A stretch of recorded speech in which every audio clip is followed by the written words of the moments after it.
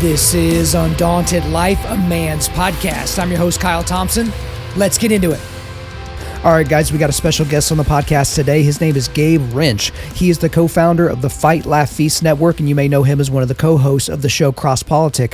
But today on this show, we talk a lot about what happened to him in September of 2020 because he was arrested for singing psalms and hymns outside of City Hall in Moscow, Idaho, and he and other members of his church did this in protest of the unconstitutional COVID mask mandates that were happening at that time. So we go in the Wayback Machine to when all that was going down because, again, guys, we shouldn't just forget what happened in 2020, but we don't just talk about that. We talk about really how Christians can be pushing back against darkness that is happening in their governments. We talk about masculinity inside the church. We talk about what churches should be doing to focus on masculinity. We talk about basically the ways that entrepreneurs and business people and educators, the way that they can almost build out their own ecosystems to have a place to fight from, because a lot of conservatives are in the fight now, but maybe they don't have a home base and they certainly don't have a place from where they can, volley their own attack. So we weaved in and out of a lot of really great topics today, but I really enjoyed myself. So without further ado, let's get into it. Gabe Rench, welcome to Undaunted.Life, a man's podcast. Hey, thank you for having me, Kyle.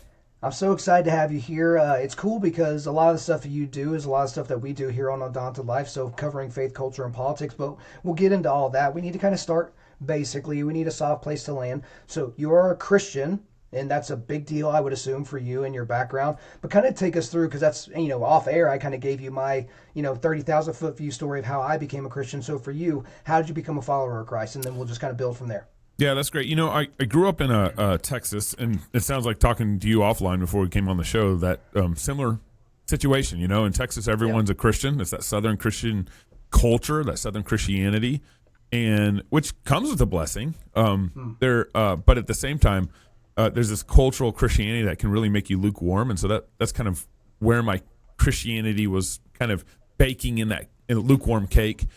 And God was kind. I grew up in a Christian family. I've always known Jesus. I never had a wild conversion story. But one of the things that was really helpful in my walk with the Lord is my dad got a job. He worked at Texas Instruments in Dallas, Texas, and then got a job at Hyundai Semiconductors in Eugene, Oregon in 97.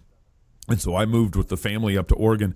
And so I went from Texas, where everyone's a Christian, to Oregon, where no one's a Christian. Eugene, Oregon is known for its, atheism, basically, or its lack of Christianity, that whole I-5 corridor all the way up to Portland, Seattle, and everything. And so that was kind of God really used Oregon to kind of wake up my faith. And I remember in 97, that was the first time I really started reading the Bible and praying like I wanted a deeper relationship with God, and I wanted to know more about Him because I was challenged in my faith. I was surrounded by more of a godless culture than a Christian culture. And God really used that in my life to kind of wake up my faith and everything. So God's been kind. Not a perfect child at all. Definitely have a lot of repentance in my life, but I never went through a big backsliding moment in my life. So, okay, so denominationally, where would you say that you've landed now for everybody? And then I have questions from there, but don't worry, it's not going to be a big theological debate today. Yeah. No, but I'll take the theological debate. I have no problem. Hey, I know. I grew up, so I was born in, my dad was, by the time he had kids, he was basically Reformed, Presbyterian, John Calvin, theonomic, Rushdoony, Bonson kind of influences in his life. Now, him and my mom my mom grew up Catholic, my dad grew up Baptist, but it was, again, that kind of Baptist Christianity where it's more cultural than heartfelt. Right. And so my dad became a Christian when I think he was like 21, 22, something like that, led my mom to the Lord. It was really easy for my mom to go from Catholicism to the gospel because of all the guilt that kind of was bound up in Catholicism. And when she heard, oh, you're saved by grace, it was really easy for my mom. And Dad became a Christian, 21, 22. And so that's kind of and then through that, like he started tutoring. He was living in California. He found Greg Bonson there, Rushdoony there, and he worked at a good Christian bookstore where he was able to get a hold of actually some really good Christian books, and that really had a big influence on his life. And then so I basically grew up in a kind of Reformed Presbyterian household, Westminster Confession, that kind of stuff. Okay, so let's talk a little bit more about that because, again, like I told you off air, I didn't grow up in church. And so I started going to First Baptist West in Lawton, Oklahoma, because it was like the closest church to us. It's where my friends went, it's where the cute girls went. But as I've gotten older, and, with Twitter being a thing, these interdenominational fights, which we've always had, so that's not like a new thing because Twitter's a thing. But I feel like it causes a lot of non-Christians to be like, look, they can't even get their own house in order. But specifically with Catholicism and Protestantism, and perhaps you could even bring Orthodox in here, there are people that I listen to and respect and like for the most part, like John MacArthur, who say, yeah, all Catholics are going to hell. And I'm just like, that just kind of takes my breath away because, it's a tough pill to swallow, but I guess talk to me a little bit about that because, a lot of your Reformed Presbyterian types, like those are the guys that are throwing their IPAs at people as they're, waxing their mustaches, and they can be really aggressive with everything. But tell me a little bit about that because I like it to a degree because I like fighting, but then to another degree, it's like, are we really getting anywhere? Yeah, I think several issues are brought up in that question. One of the reasons, so I host a show called CrossPolitic.com, Jesus is Lord over Politics, and our tagline is Fight, Laugh, Feast, and we really like that tagline because we think it kind of embodies where the church needs to be at. We need to fight well together, we need to feast well together, and we need to laugh together. The joy of the Lord is our strength. Feasting, God prepares a table in the presence of our enemies, and fighting, we need to iron sharpens iron, and that fighting not only needs to happen with the darkness out there, but that fighting also needs to happen within the church. We need to sharpen each other's iron, and we need to grow. One of the things that had happened over the last, so I'm 43 years old, 44 years old, and I never really experienced kind of a good fight and debate within the church very well. Not that discussions were happening or debates were happening, but man, kind of the really robust disagreement conversations. Why do you baptize your babies? Why do you believe in believers' baptism? Are you post-mill, pre-mill? Those debates needed to happen, I think, in a more robust way. And so that's how the church grows. That's how we become unified. Even if we don't even necessarily come to agreement on some of the, are you post-mill, pre-mill kind of thing, but at least friendly fences make good neighbors. And to be able to talk about those issues well and then be able to buy each other a beer afterwards is really important. That's a lost art within the church, and we really need to grow in that area. And I think, especially as men, we need to learn to fight well together. We need to learn to buy each other beers after the fight. We need to learn to spar with each other, and that, I'd say, some of the biggest helps in my walk with the Lord were those kind of challenges. And even now, I'm fully convinced on certain theological issues. Like we in the Presbyterian world, we baptize babies. I'm fully convinced that that's the way to go. But even when I get in debates with my Baptist brothers on it, it's really helpful to me. It helps me better defend what I believe the Bible teaches. It challenges me. If a Baptist brother brings up a good point, I need to think through it. I don't just disregard his good point. So even the fight internally is really good. Now, related to the Catholicism question, I think so. Baptists don't really have a view of the visible church. Presbyterians have this theological distinction between the invisible church and the visible church, and so we in that category of visible church, we would include the Roman Catholics and so we'd say, as part of the visible church, the Roman Catholics are Christians, and so we're kind of using that as a noun, as a kind of big C Christian, universal church kind of thing. Now, that doesn't mean Roman Catholics are dealing with some serious idolatry within their practice and believe in faith and works in a confused way. In the same way, Israel had idolatry in their midst, and they were still considered God's people. So we don't just disregard a section of the church because they got some major issues. I don't call them non-Christian. I call them Christians, and Lord willing, someday there will be an ecumenical council in the church that will really deal with the Roman Catholic idolatry and problems. But I don't self-excommunicate. The church excommunicates. I don't self-excommunicate people who call themselves Christians. The church should do that. And so I think that there's a big distinction there in how Baptists view the Roman Catholics, because what they say is there's only the invisible church. Only those who are truly saved are part of the church. Whereas Presbyterians say, well, we're part of the covenant people of God unless we've been excommunicated out of the church. And so that's how we'd handle, Presbyterians, Baptists, Catholics, that kind of thing. They're all part of the people of God, if that makes sense, unless they've been excommunicated.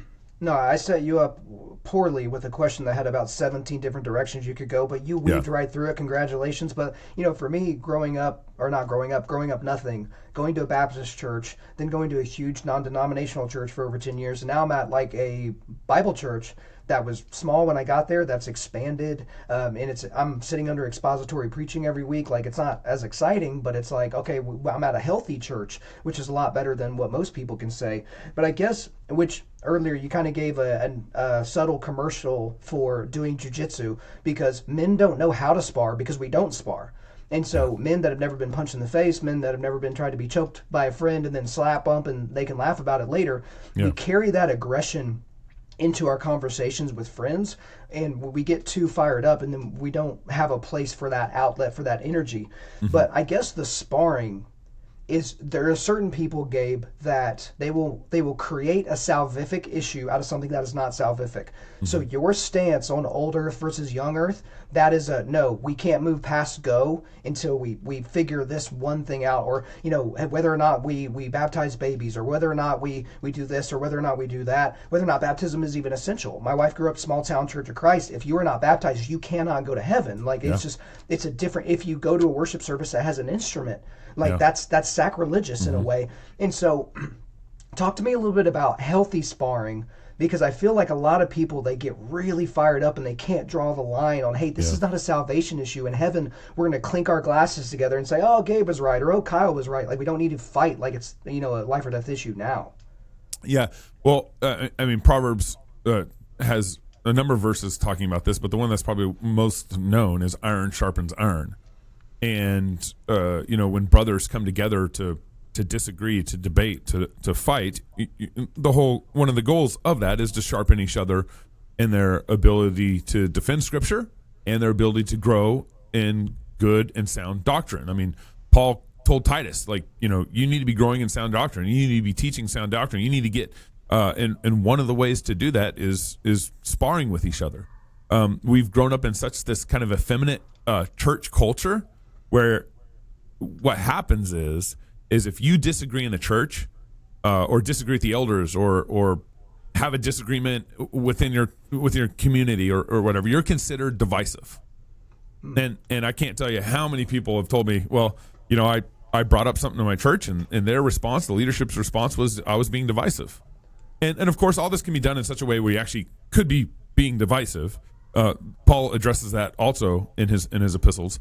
But just for the mere fact of debating, the mere fact of disagreeing, we should not be immediately defaulting to some sort of divisive, category for this person. It's really healthy for the church to constantly be challenging each other on growing in the Lord. That's what good brotherhood does. You're not loving your brother if you are not challenging him. You're not loving your brother if you guys are not trying to actively grow in the Lord. You're not loving your brother, if you're just being kind of a passive friend. That's just not what friendship should look like according to the Scripture. So we should be striving for a healthy environment of where open debate is acceptable and good and healthy, and that bleeds down into the family too. I mean, I talk with my kids all the time about difficult issues, and my kids ask me questions. I was talking about the sovereignty of God to my children 2 nights ago, I think it was. And that's a tough topic, especially for the younger kids, where they're trying to reconcile, okay, how's God sovereign, and how does sin happen in this world? How does sovereign God let that happen? Well, we had great discussions, and my daughters asked me a lot of questions, and that kind of healthy conversation and communication and debate within the churches, this has been such a big fault in our last 40 years. The Baptists haven't debated, will refuse to debate the Presbyterians. The Presbyterians refuse to debate the Baptists. The evangelicals refuse to have conversations with, the Baptists, whatever Presbyterians, whatever Reformed Baptists, non-Reformed Baptists. All those conversations need to be happening in our church, and I think the church should be much healthier if we were fostering that kind of a culture in the church. One, Gabe, you mentioned iron sharpening iron. What people neglect to realize if they've never actually sharpened something before is when iron hits iron, sparks fly. Sometimes fires are created. It's loud. It's disruptive. It's not like two bottles of lotion hitting one another. Like it's a rough experience. But you hit on something there that I wanted to talk about a little bit later, but we'll go ahead and hit it now. Just the state of manhood or masculinity inside the church. I have a lot of theories as to why that is. I think the Industrial Revolution had a lot to do with it because, these men that were in the churches and in the homes were now all of a sudden underground and working these long, crazy hours to support their families. The World Wars took all the virile, strong young men away to some foreign battlefield for years, and some of them never even came back. And if they did come back, they were shell-shocked. And, basically these effeminate pastors were in front of these congregations filled of women and children and the elderly, and the songs started to become more effeminate. The sermons became more about how you could believe in yourself, and let's talk about, Lamb Jesus instead of Lion of Judah Jesus. But what is kind of your overall take on the state of masculinity within the greater capital C church? And then specifically, how can we on a micro level, and I know it's taking me a while to set this up, but I get asked about men's ministry all the time, Gabe. And finally, I just started telling these people from churches that reach out to me, don't try to start a men's ministry. And they're like, wait, that's like opposite of what you say to do. No. I said, start with making your church man-friendly, from the sermon content to the key that the songs are sang in. Because if your church is a blinking neon sign saying you're not welcome here, then men will go somewhere else and do something else on Sunday mornings. They won't catechize their children. They won't do any of these types of things. So I know I set up a lot there, but take that question wherever you want to go with it. Yeah, maybe let's go back 200 years. Or 150, 200 years. I think the church and the leadership of the church are supposed to exemplify what it means to be a man and what it means to be a leader in the church. I mean, God explicitly delegated men to be the leaders in the church, to be the pastor, to be the elders, and to be the deacons in the church. And so, but I got a number of questions. I'd love to go back in time, to the 1860s, and one of the questions I want answered, I don't have a good answer for it, is where was the church's teaching on the Civil War? Where was the prophetic voice from pastors about slavery? Where was the prophetic voice about some of the cultural sins of the time? Were pastors teaching on how to, go to war, how to not to go to war, how to deal with slavery biblically, how not to, I can't find much teaching on it. I can find a little bit from, let's say R.L. Dabney, maybe addressed a little bit, but he had some issues there too. There's just no one really sticks out in my mind about what was the pastor's prophetic voice then. So I think kind of the effeminization of the church started a long time ago. And and I think part related to this is the church has never really talked and defined masculinity well and femininity well.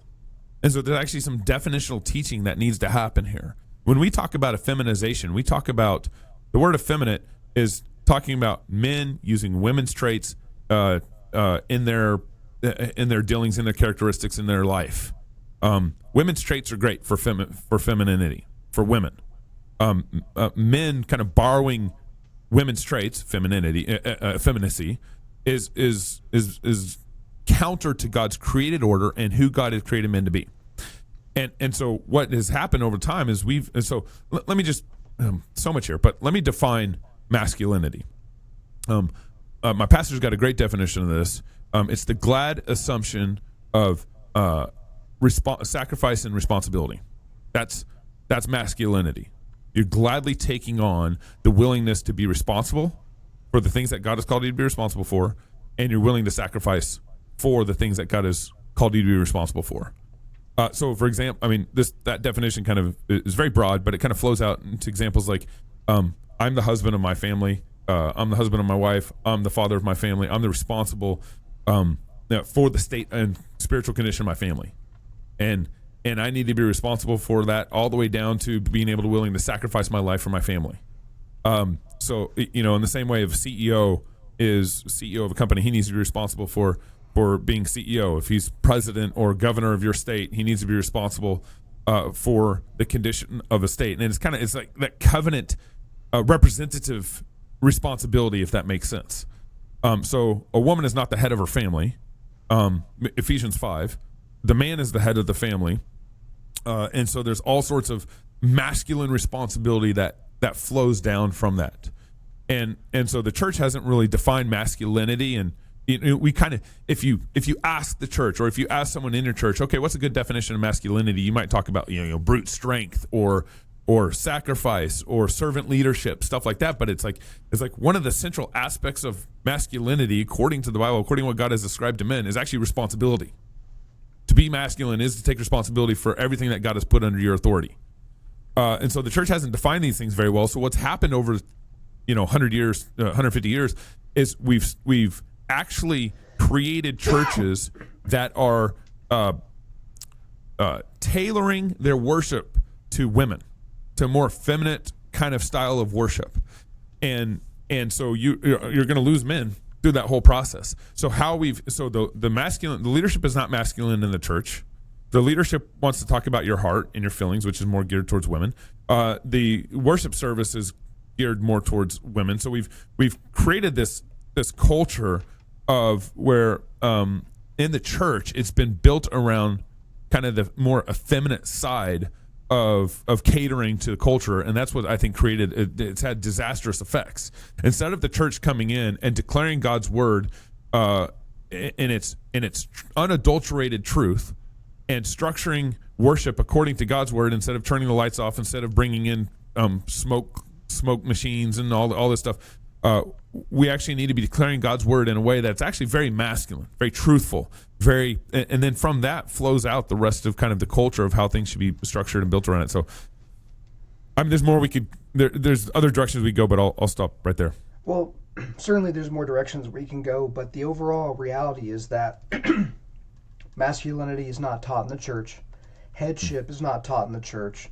Most men are more than willing in modernity to acquiesce to the dictates of their wife and to take. I just today, I was at the barber, and he was kind of talking about how he kind of parented his young child. He got stern with his young child, and his wife in front of the child was like, "Hey, why would you do that? That's kind of scary. That's kind of angry." And I said, "Look, your wife cannot parent you like that in front of your children, because what a lot of men will do is they'll deal with that maybe a couple of dozen times, and then finally they'll be like, you know what, screw it. You can be their parent.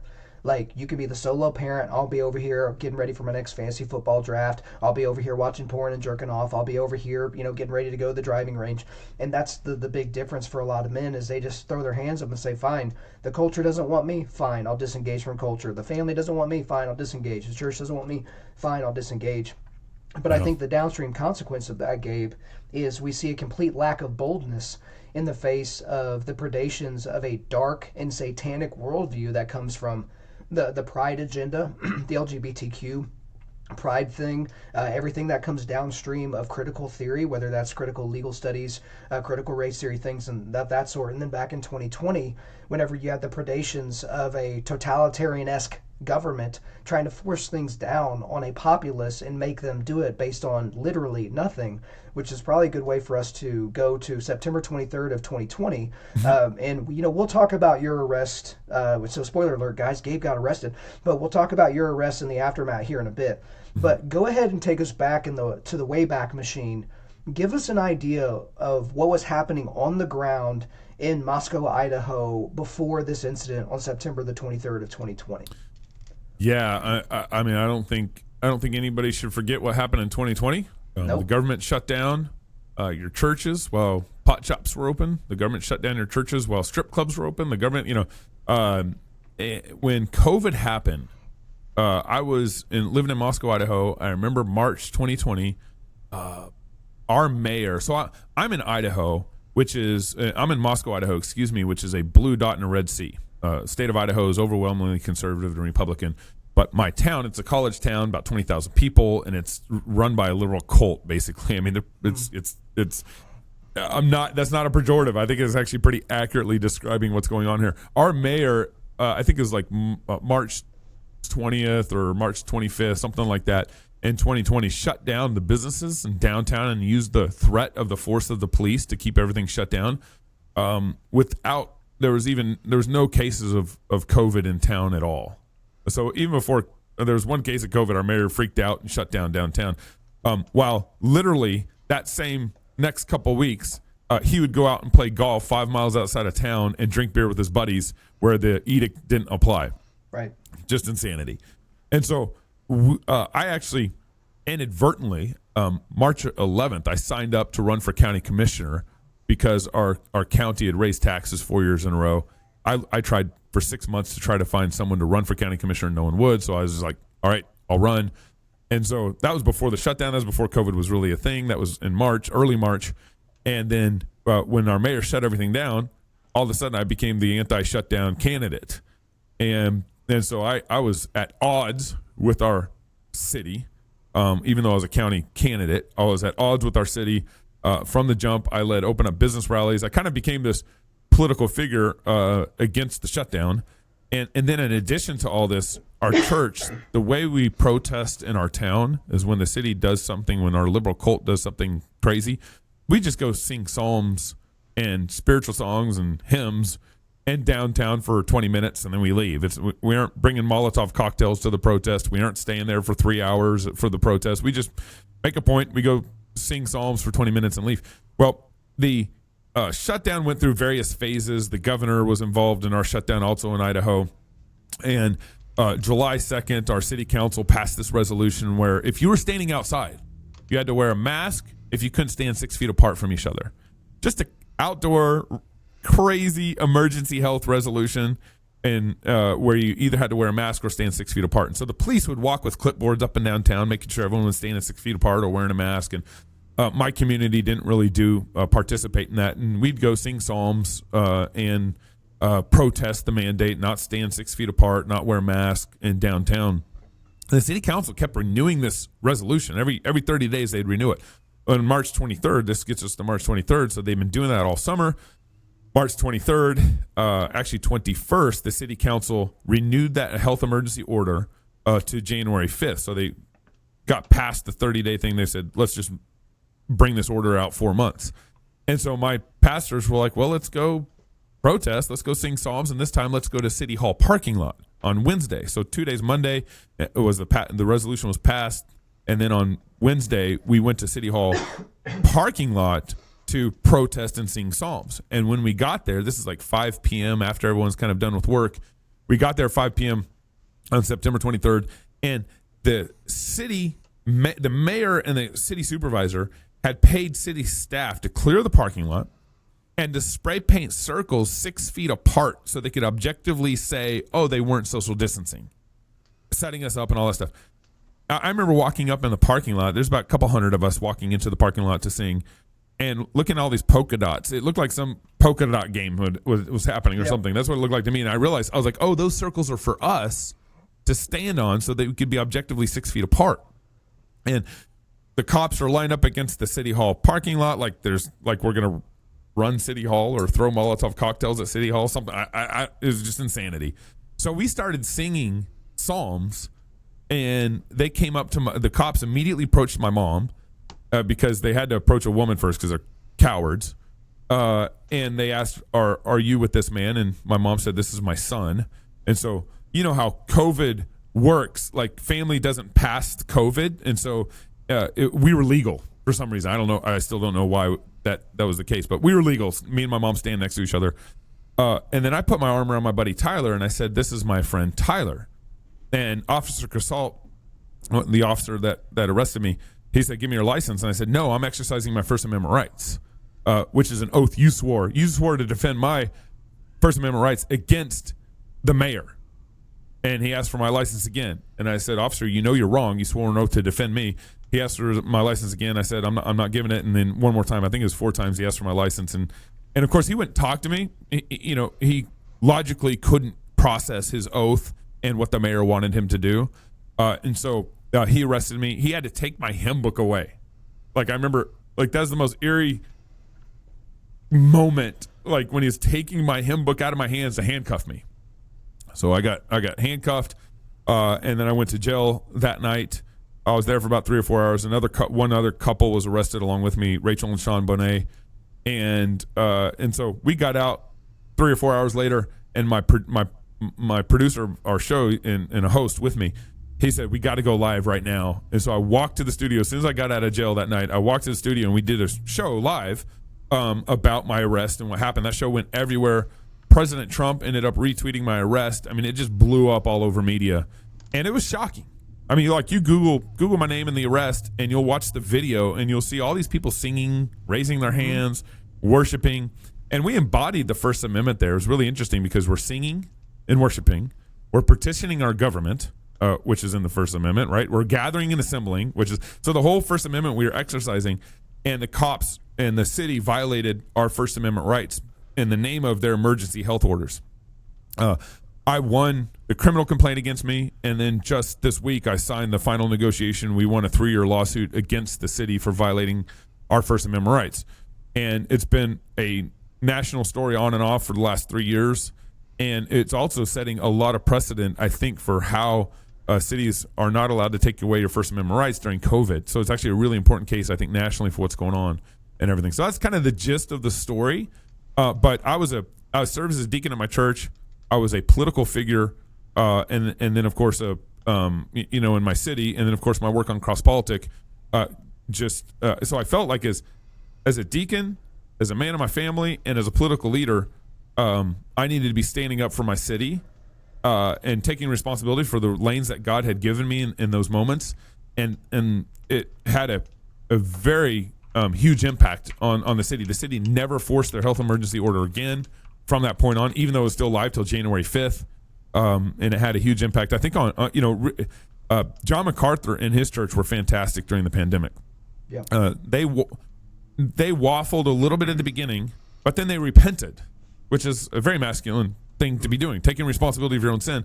And John MacArthur, and so I think what happened with me and John MacArthur had a huge impact on some of the kind of national stances of what was going on during COVID in 2020. I appreciate you getting into all that detail. I do want to actually camp out a little bit more on the legal side of things, the legal fight, because I did see the recent headlines about how it had been settled and the numbers have been thrown out there and, whatever. But talk to me a little bit more about that. And I guess let's take it from almost like a playbook perspective, because a lot of people don't have a show with a wide audience. A lot of people don't have political aspirations. You got people that are just trying to get to and from work without dying, trying to keep it to where their family can live indoors and eat food. And so when a fight like this comes to them, when it seems like the government is pressing on them individually, or when it seems like their job is pressing on them, like, hey, you have to put your pronouns in your email bio, like those types of things, most people are like, well, who am I? I'm not Ben Shapiro. I'm not Dennis Prager. I can't push back on this. So get a little bit more into the legal fight, because you didn't have to sue. It made sense that you did, but you didn't even have to go through all that. You could have just thrown up your hands and been like, well, they let me out, so I guess all is well. Yeah. Part of it was, how Paul appealed to his government options. I appealed to Caesar for my case. In the same way, I think as citizens we have, legal remedies, legal appeal process that's biblical and that's allowable, and I think it's Christians should do that, especially when a city violates the Constitution. I think you need to do the best you can to appeal through the process to bring the city to at least admit its fault, and of course, you would love to see repentance. I think it's very important. A lot of Christians we're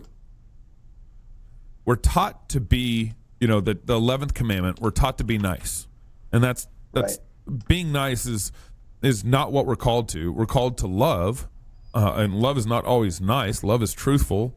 Now, love is kind also, but love is not nice in this American, bland sense, and so. We're called to love, and I think one of the ways we're called to love is we're supposed to challenge when people are wrong. We're supposed to call people out on the floor when they're wrong. And so that was when I run my criminal complaint against me, I turned around and sued. But before I sued, I didn't want to sue my cops. I wanted to sue the city. The cops were submitting to the city, and they shouldn't have. They disobeyed and violated their oath. But I didn't want to sue the cops, but I ended up including them in my lawsuit because I met with our chief of police and my arresting officer after my criminal complaint, after I won my criminal complaint, and my arresting officer said, if I had to do this all over again, I would do it the same way. That's what my arresting officer said. I remember walking out of that meeting with him and calling my wife and saying, hey, babe, I think I need to sue my police force, because they weren't being challenged. They weren't learning. They still thought what they did was right. And so the 3-year lawsuit was a pain. Thomas More Society took care of me. They backed me in all this whole process. So there's a lot of help there. But I think so. There's I think I forget which book and which chapter in First Kings. I think it's in First Kings or Second Kings, where I think it's actually in Second Kings. End of First Kings, I think is where it is.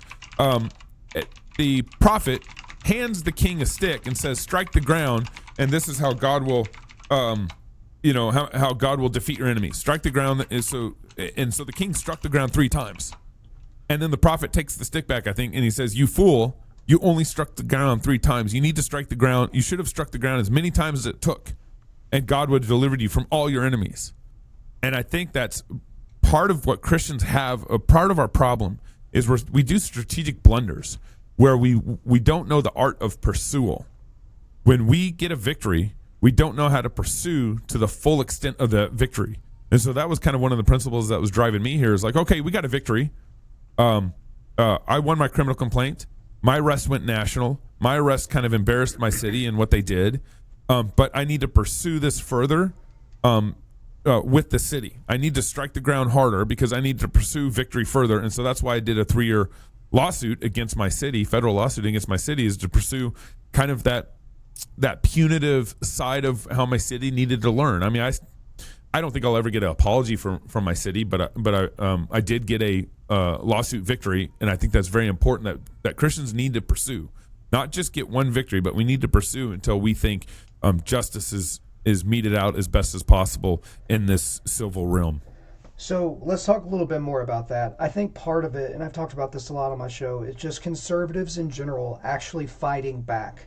Because what I feel like for a long time is conservatives, or you can say conservative Christians, evangelical Christians, it's like, we're going to be nice. Okay? Mm-hmm. The 11th commandment, as you said, we're going to be as nice as possible, and we're just going to let people step on us. And I've told people before, like, there's no biblical mandate to be a doormat, like, whatsoever, right? Like, right. You can defend yourself, you can defend your family. It's kind of like being taught that you don't punch back until you've been punched. Like, that's a good way to get knocked out. Because, like, if you get hit on the button, you're gonna be sitting there on the ground because, they entered my space and they had that look in their eye. But my mom taught me that I'm not supposed to throw the first punch. Yeah. But I feel like conservatives now are throwing the first punch. You have conservatives that are going above and beyond. Like, you can talk about a Matt Walsh with the Daily Wire, with What is a Woman, with going to state houses and doing those types of things. And I feel like it's a good roadmap for Christians to be like, look, you can push back against darkness and not be a jerk. Like, that is possible. Yeah. But what we're seeing right now is, like, look at, we get Roe v. Wade overturned, and it's like, for every decade leading up to Roe v. Wade, the 70s, 80s, 90s, and early 2000s, it was, stop killing babies, and then we overturned Roe, and now pro-lifers are like, it's a little complicated. The pro-life issue is a little complicated. It's like, but I think you said it right, pursuing victory. We don't know how to do that, but I feel like we're getting better. Do you agree? Yeah, I would say I think there is a revival happening in the church in pockets of our country. And I think that part of that revival is in understanding kind of how God created male and female, how God created men to be masculine and women to be feminine, how God created us in our roles. And so I think part of the victory is there. And it's I've been, like I said earlier, I've been alive for 44 years, and the church has never engaged our political sphere very well but I think there's some awakening happening. You saw MacArthur and how they did it. You saw what happened to us in our community.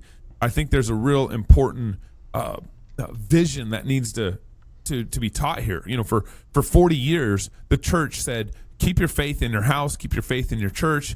Don't apply faith to politics. Keep a separation between faith and politics, church and state, all this stuff. And all that did for us was teach us not to love our brother out in the street, not to love our neighbor out in the world. So right Rush Limbaugh and Glenn Beck became our political pastors over the last 40 years because your pastor would not take the word of the Lord and declare it into politics, would not take the word of the Lord and declare it into culture, would not take the word of the Lord and declare it outside of the pews of the church. And so we had this very impotent Christianity in how to handle our faith in the world. And so I think you're seeing a revival and a Reformation revival in pockets of the church. And I think this is one of the key areas where we need to see Reformation revival, is that the Bible not only applies to me and my heart, to me and my family, to me and my church, but the Bible applies to the whole world. If we believe Jesus is king, if we believe Jesus is truly king here and now, then I believe Jesus is king over Biden. I believe Jesus is king over Putin. I believe Jesus is king of this whole world, and every knee should bow and every tongue should confess. And I should not separate my faith from politics, my faith from culture, my faith from what is going on in the world today. Okay, Gabe, let's go deeper on that, because a lot of pastors are worried about being political from the pulpit, and not because they're afraid that they're going to violate some federal statute that'll make them lose their tax exempt status. Yeah. Mm-hmm. And so, and again, I've already said I like my church. I think my church is healthy. But last year, before the midterms, our pastor, who Dr. Mark Hitchcock, taught at Dallas Theological Seminary, very well liked and well respected. But I am going to be critical of him, and I have been. Before the midterms, he said, make sure you vote on Tuesday and make sure you vote biblical values. And that was it. That's all he said. And I remember sitting there like, wait, did he just move right on and get on into his sermon? Because dummies in the pews are going to hear vote political values, and they're going to think to themselves, oh, I know what that means. Love your neighbor. And if my neighbor just happens to want her body to be her body and to make the decisions for her body, that makes sense. And so pastors, and I've talked to another pastor who I won't name, who had a local election in his area that went to the side of someone that is wildly anti-church, wildly anti-God, and is going to legislate in that way.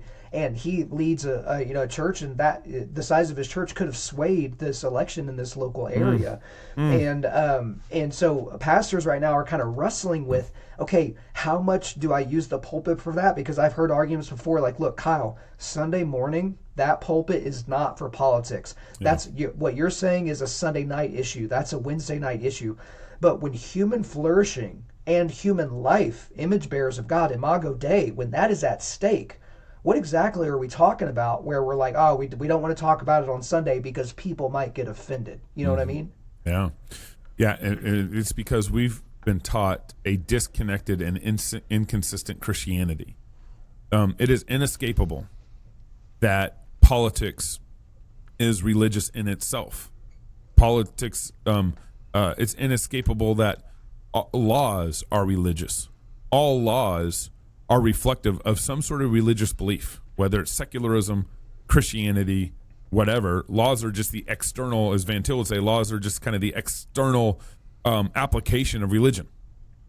That's all laws are. So the church has been stinted and taught a stinted gospel and a stinted view of scriptures that tells you to keep the Bible out of politics, that keep the Bible out of out of this world, and that has just been so disastrous. Now you don't want the pulpit to be partisan, but you absolutely want the pulpit to speak into politics. If I may, just let me hop in there. Yeah. If you do that, you kind of have to be, because you can't, in the modern Democratic Party that thinks that their party platform is that you can kill babies for any reason at any point of the pregnancy and be paid for by taxpayer dollars.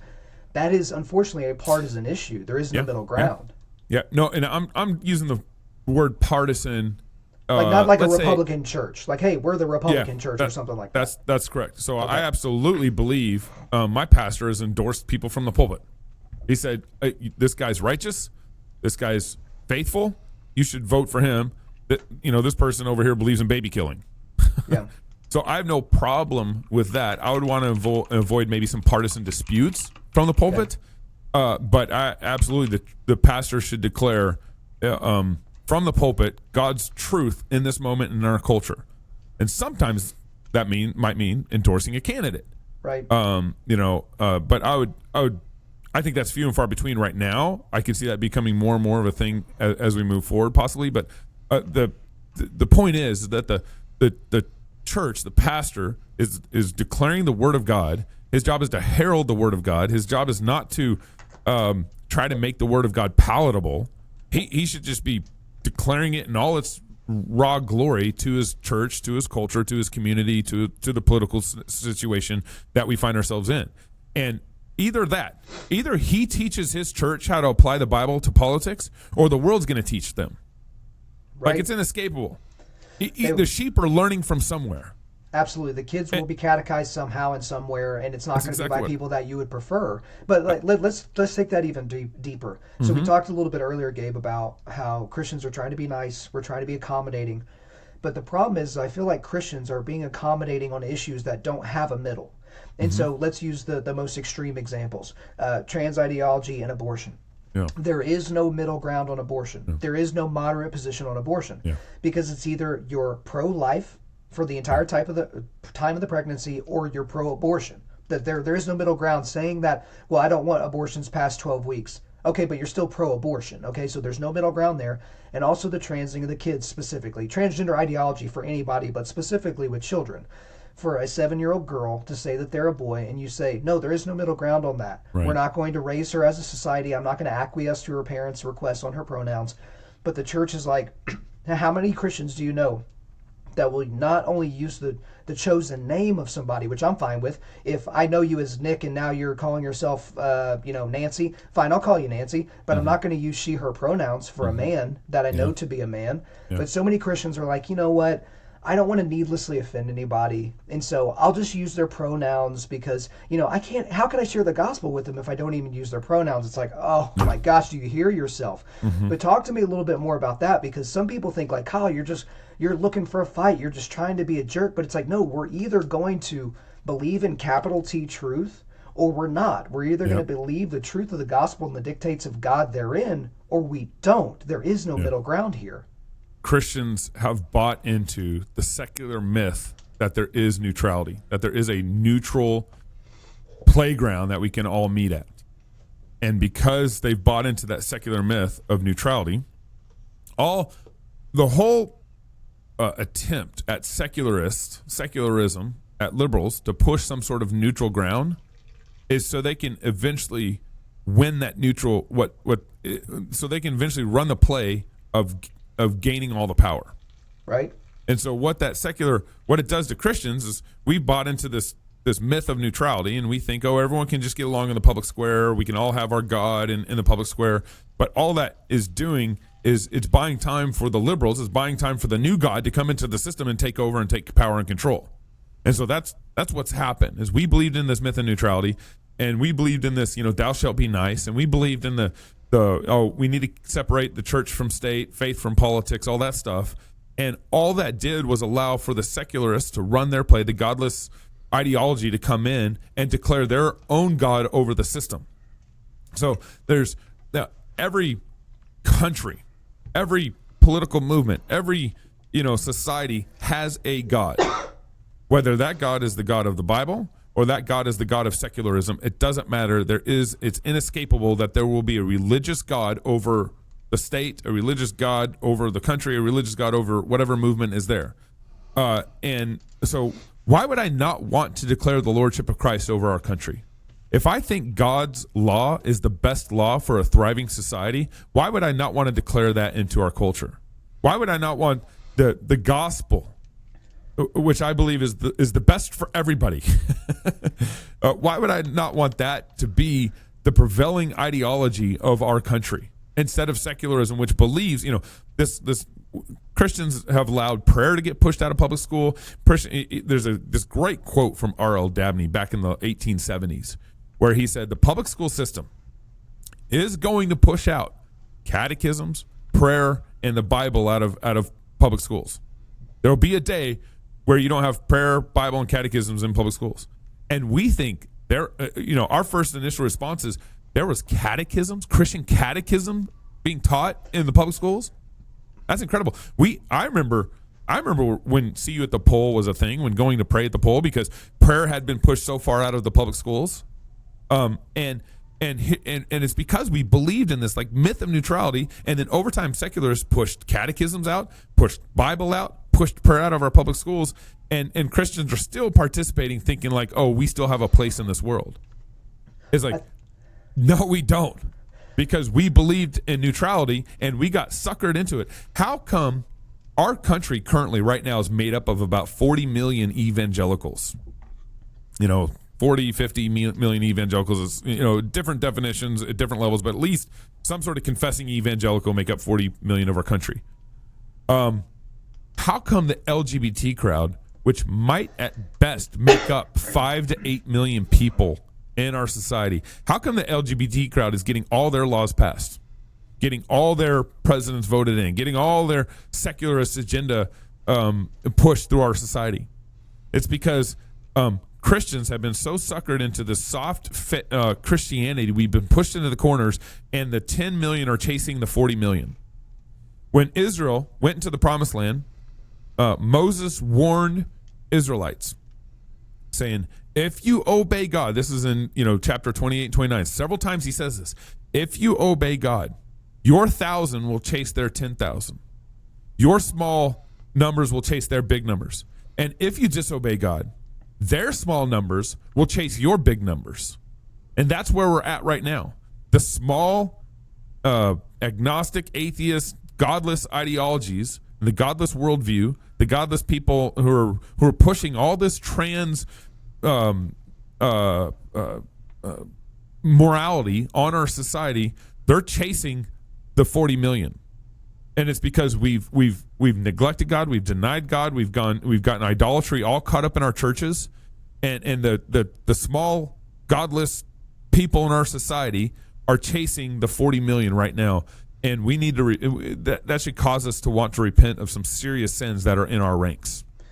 I think you're absolutely right, and I was reminded of something that someone else reminded me of, but Penn Gillette of Penn and Teller has a very famous quote where he was basically talking about, if you're a Christian evangelical and you actually believe this stuff, you actually believe a Middle Eastern Jewish carpenter, died and rose again and all that, it is hateful for you not to tell people about that. So he's like, I can at least respect an evangelical that has the balls to share the gospel with me versus somebody else who just has no appetite for it. But I think that also speaks to the creation of different ecosystems where not only you can exist, but also you can push back from, that you have a fortress from which you can push back from. And for you guys, you created the Fight, Laugh, Feast network. CrossPolitic, the show, is part of that. Now, what some people will say is, oh yeah, well, you're just going to create your own network because you couldn't hack it on the others. But then other people realize, well, okay, if I'm going to get shut down for my opinions in certain areas, then why in the world would I build a house in there? So like, for instance, I'm not depending on Patreon or YouTube, because I can say, yeah, girls can't become boys, and all of a sudden YouTube gives me 3 strikes in 90 days. There goes my YouTube channel. Patreon just turns me off entirely and won't give me access to my emails. That didn't happen to me because I could see the writing on the wall before that ever happened. But talk to me a little bit about Christians like you that are entrepreneurial, that are business people like you and your team over there with Fight, Laugh, Feast and with CrossPolitic, in creating these areas where, hey, we're not only just going to have some place to live, but we can actually, we can shoot some arrows from here as well to get some stuff done. Yeah, so I started CrossPolitic with Pastor Toby and Chocolate Knox in 2016, and we did it because for the last, like I've said, last 40 years of my lifetime, the church had not done a good job teaching and discipling its people on how to apply the Bible to politics. And that was in 2016 when it was only podcast. We weren't really on YouTube yet. A year later, I think we got on YouTube. And so forth. And then over time, we started realizing one of, I think, the key principles that particularly men need to understand is that they need to build their life in such a way where they're anti-fragile, and it's hard for the powers that be to take them down. And that includes that principle, the anti-fragility includes, I think, even dealing with sin in your own life. When you're living in sin, when you're caught up in sin, you're fragile. You're susceptible. Guilt can get you. The world can get you. You can be brought down. So be anti-fragile in your own life first. Confess your sin. Get rid of your sin. Give it over to Jesus. Confess any sin you need to your wife, to your family, to your friends, whatever. Like, get rid of those levers that can ruin your life. And then in the same way, you need to be anti-fragile in how you build your businesses, how you build your career, how you build your church, your community, and so forth. And so that's I think a big principle of CrossPolitic, and that's why we started building what we call the Fight Laugh Feast Network.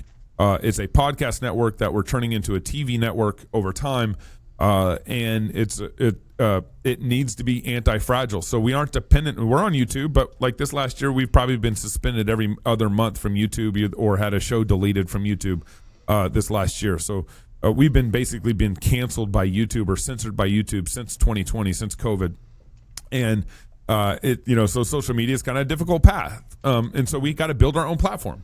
But what better way to be anti-fragile than building your own platform? We also we're on DirecTV, on NRB, we're on Xfinity, on TLN. So we have some other pockets, but we could get kicked off there too.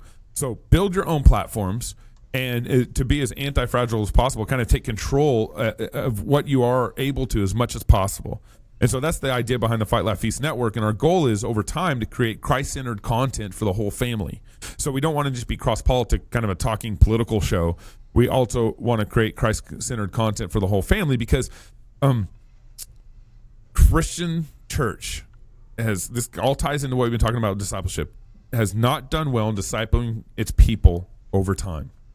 In fact, the church usually disciples you, or you go to your church on Sunday, and then Monday through Saturday you're out in the world. You're sending your kids to public school. There's no Christian discipleship there. You're engaging in a way that just only discipleship you get is maybe on Sunday, and it's not even that good of discipleship.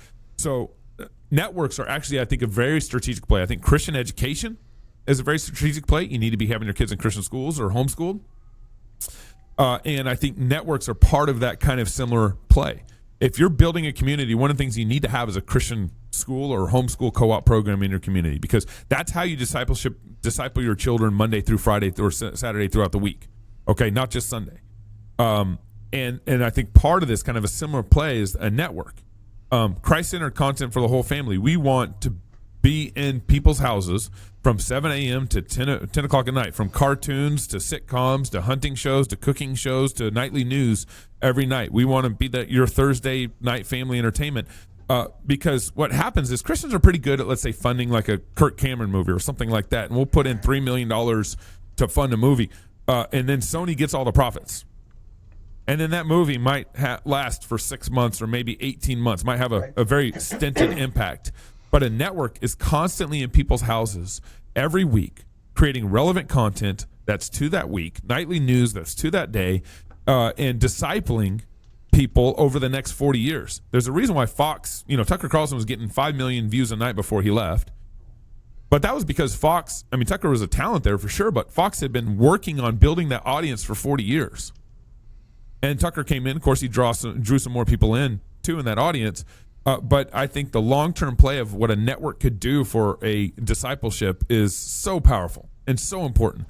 And so that's kind of our it's a big goal. It's probably a $15 million fundraising round goal. I want to have journalists in every state.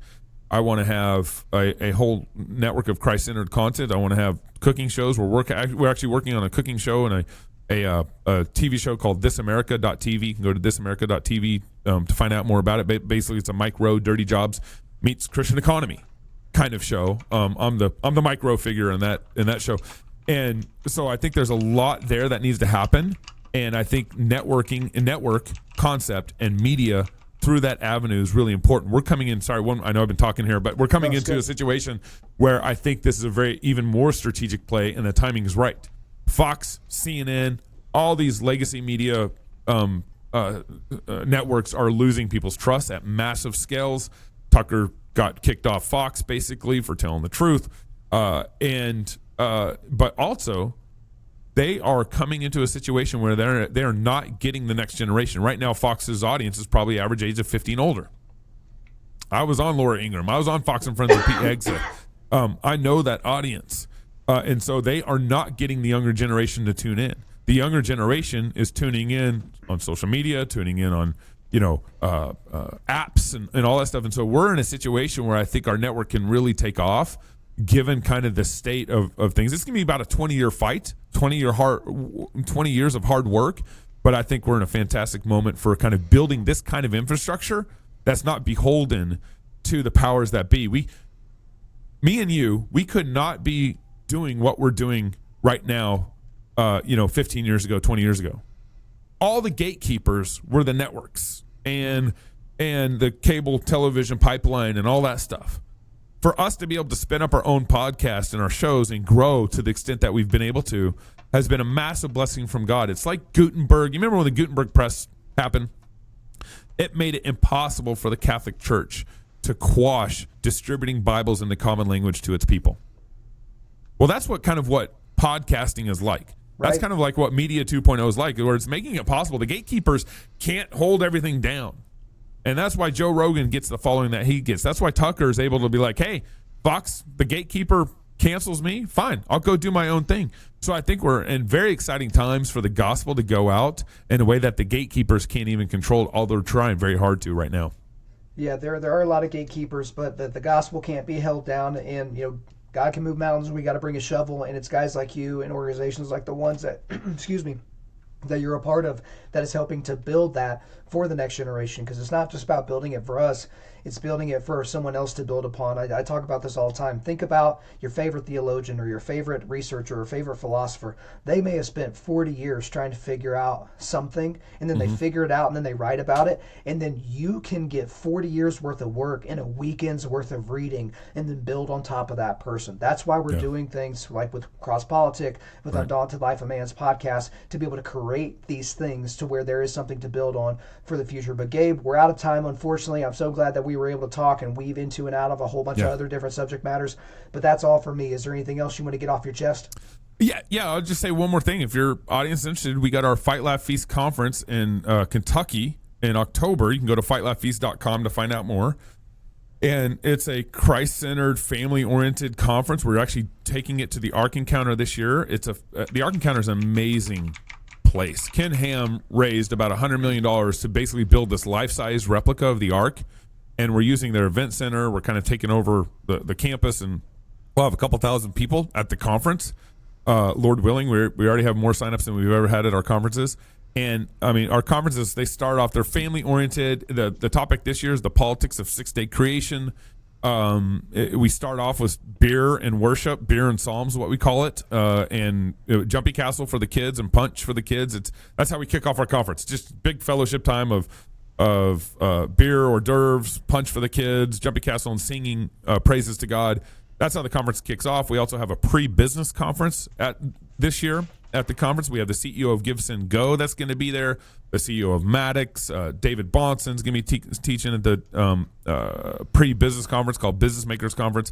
And then the calendar, the schedule is structured so you can go visit the Ark. The Ark is like this life-size replica, and it's amazing. It's a historical, spiritual, scientific experience. We're pulling our kids out of school to come with us this year at the conference because I want them to experience it. The historical truth of the Ark, the scientific ramifications of a worldwide flood, and the gospel presentation is amazing in the Ark because you have salvation and damnation in that biblical narrative. It's fantastic. So I would encourage as much of your audience to get out there. It's a family-oriented conference, and it's just great content, great speakers. And being at the Ark Encounter this year, there's an outdoor park, there's a petting zoo for the kids. There's all sorts of stuff. It's a really cool family experience this year. Guys, that link will be in the show notes. And, beer's okay, but could we do whiskey and worship? Is that an option? Man, can that be on the menu? I would love to. Part of the problem is we build in, we don't make anybody pay for the alcohol that night and the hors d'oeuvres and the food and the punch. So it's a very expensive 4-hour event to kick off the conference, but it's worth it. We build it into the price of the ticket, and we take the hit on it because we really want families to come together and worship together and fellowship together and do it around fun with food and beer. I mean, like who doesn't want to have fun in that environment?